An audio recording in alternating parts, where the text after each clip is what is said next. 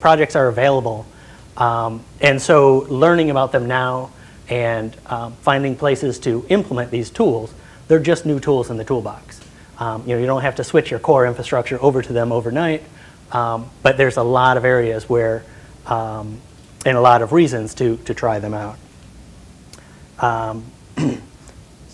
So driver number one for why people are using NoSQL would be big data. Now, the average kind of patient type thing doesn't have massive amounts of data. But in the future, people are going to say, well, we have all these computers. Why can't we do neat things like find similar patients and do regression analysis and do slice and dice by risk groups and that type of thing? So you're going to have to start using your data more. Right now, it's just store and retrieve when needed. But down the road, there's going to be a lot more analysis. The meaning of big data changes constantly. Used to be when Walmart had 500 million customers and a terabyte of data, that was big data. But that was the 80s. Now we have Facebook with 500 million users constantly reading and writing.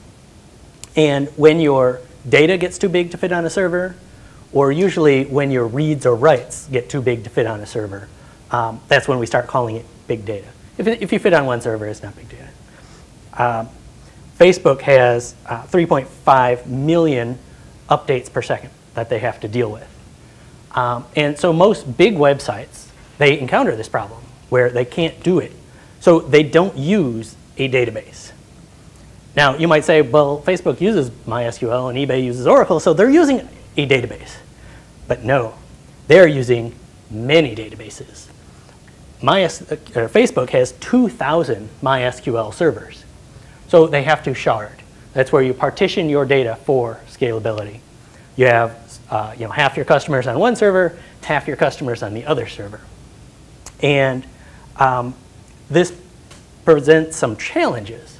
If, let's say, somebody's changing their username from Adam to Zoe, you've got to move in between these shards, and you lose kind of all the transactions and fun stuff you used to have when you had one database, now that you've got multiple databases.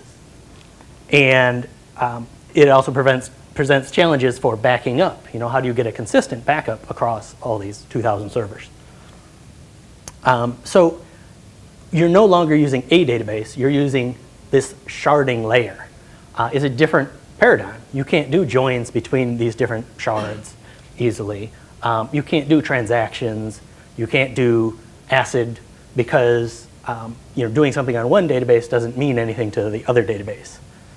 And when you have 2,000 servers, having each one broadcast, hey, I'm about to update this data. Everybody else, hold off a second while I update it, is just not going to work.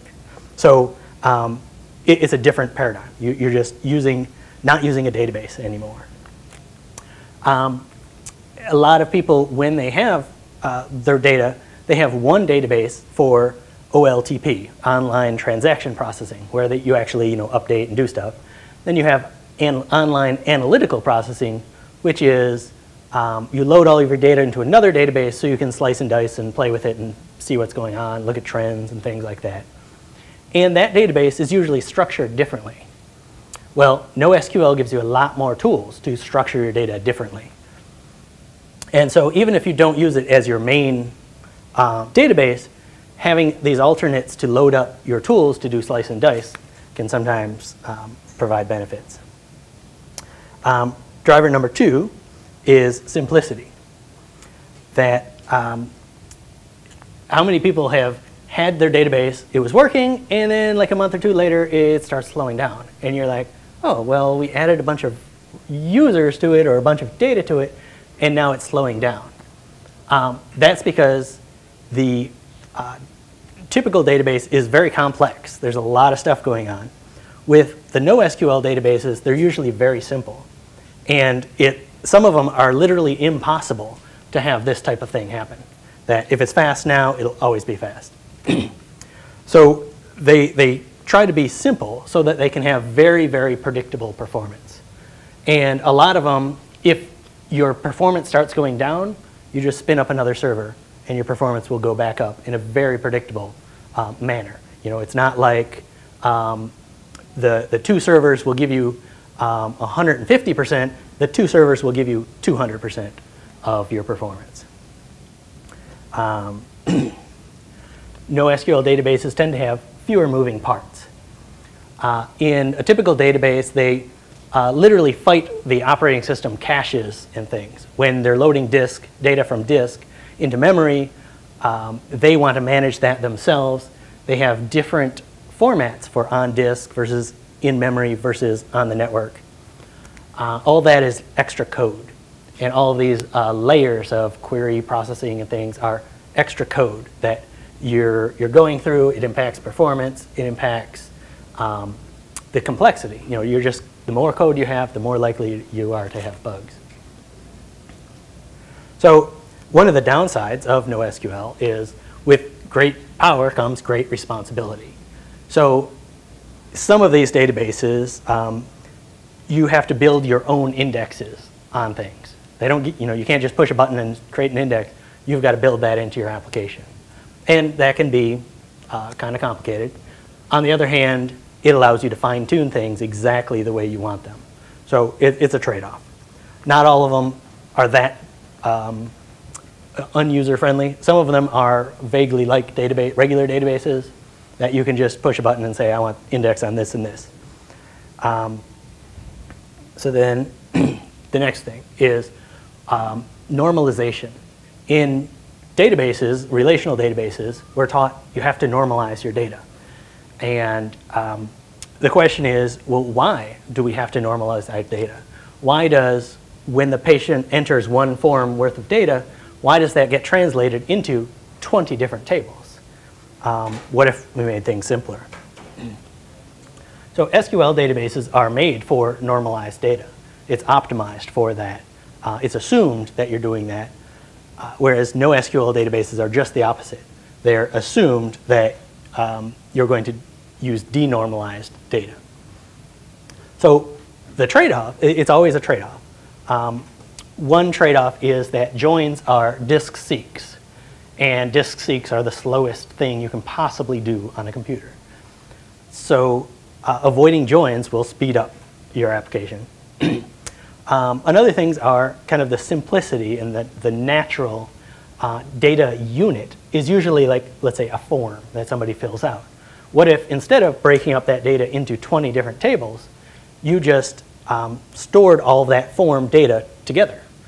And in fact, what if the form that you store, that data, was exactly what was on the form, and next week when you change the form, you just store whatever data is on that form, and the next month when you revise the form again, you just store whatever your data was on there, and you can use the exact same database. You don't have to go back and change the fields and the columns in order to accommodate these form changes.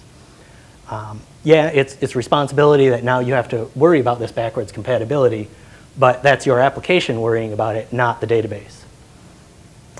If anybody has a table where they store an M or an F under a column called gender, then you're already starting to denormalize your data. Like pure relational theory says you should have a gender table that has 2 rows. That way when all the female patients get deleted, you still know that there was supposed to be some female patients.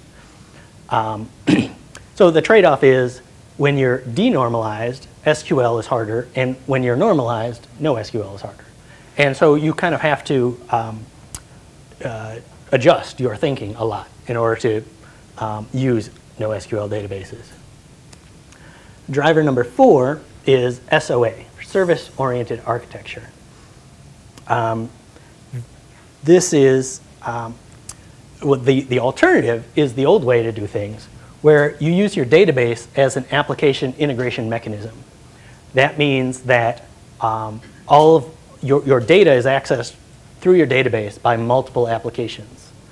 And of course, then you get the DBA who has to play Switzerland and say, no, we can't change that table because this guy's using it. We got to wait for him to update his application. And it slows things down. It also means that the only place you can enforce rules across systems is in the stored procedures in your database. And now you're writing in some weird language instead of your favorite language, just to enforce some business rules across applications. The alternative, that's fail. So the alternative is you break your data up into services. So you have a patient service that keeps track of patient names and addresses and things like that. And all of your other applications that need this data have to use this API. Instead of using the database as the sharing mechanism, you have a program that's the sharing mechanism. So you can write your rules once in your favorite language, and they can enforce the rules in your application instead of all the way back in your database. Each service has its own private database, so nobody else has to care how you store it, whether you use a relational database or NoSQL database. The big win here is that it provides isolation. You know, your patient service can move forward. You can start adding features to your patient service, like we're going to allow multiple phone numbers, and we're going to allow whatever you want to extend it in. You go ahead and you write that code and extend the API, and you just provide some backwards compatibility shims for applications that haven't migrated to the new API yet.